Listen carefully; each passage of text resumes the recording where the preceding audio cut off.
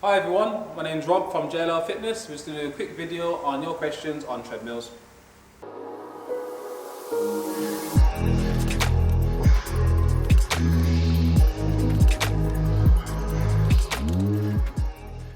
Yeah, so we're going to break the questions into individual videos just in case one question is more important for yourself. So let's start with question number one. Hi Rob, should a treadmill be level? So all treadmills need to be level, especially with ours, we've all got balancing feet. The last thing you want to do is cause an imbalance and become injured. So always keep balance on your treadmills. Should the treadmill be placed on a mat?